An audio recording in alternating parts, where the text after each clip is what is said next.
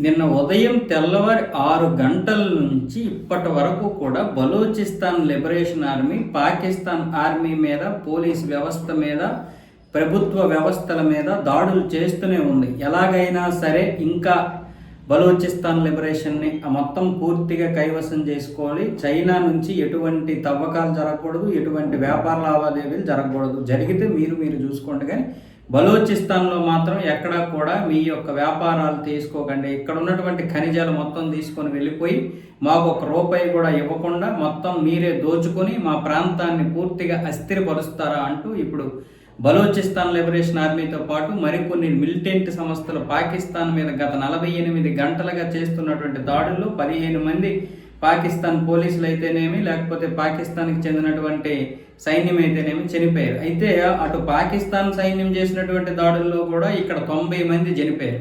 ఈ ఆపరేషన్లో 90 మంది మిలిటెంట్లు చనిపోయారు. ఇప్పుడు దీని వెనక భారత హస్తం ఉందంటూ పాకిస్తాన్ చేసినటువంటి ప్రకటనకి ఇప్పుడు మన విదేశాంగ అధికార ప్రతినిధి రణధీర్ జైస్వాల్ గారు అయితే గట్టిగా ఇచ్చి పడేశారు. మీకు ఇది అలవాటే కదా, మీ లోపల పెట్టుకొని లోపాలన్నీ కూడా ఆ లోపాలని సరిదిద్దడం చేతగాక భారతదేశం మీద ఇష్టం వచ్చినట్లుగా మాట్లాడడం తప్ప ఇంకేమీ లేదు. లోపల ఉన్న సమస్యలు పరిష్కరించుకోవడం తెలియదు, బయట ఉన్న సమస్యలు పరిష్కరించుకోవడం తెలియదు.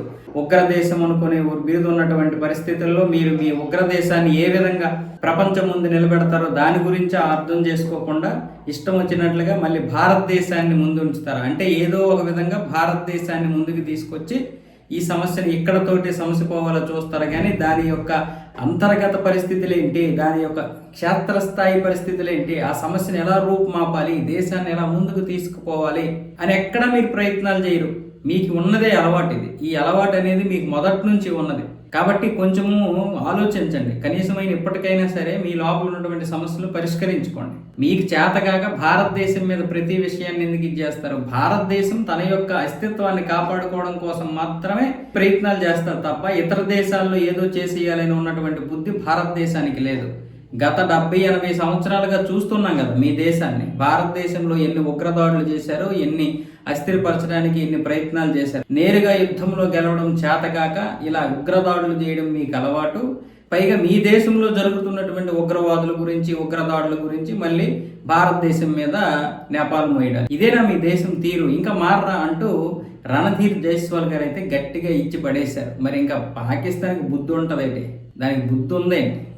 సిగ్గు లజ్జ ఉందా? నిన్నే అన్నాడు కదా షాబాజ్ షరీఫ్ ఒక కార్యక్రమంలో, మేము అప్పులు అడగడానికి వెళ్తుంటే సిగ్గు అనిపిస్తుంది, నేను ఆసిఫ్ మునీర్ వెళ్ళాము, అదే ఆర్మీ చీఫ్, నిజంగా తలదించుకునే పరిస్థితి, అప్పులు అడగాల్సి వస్తుంటే, చేయి చాసాల్సి వస్తుంటే అంటున్నాడు.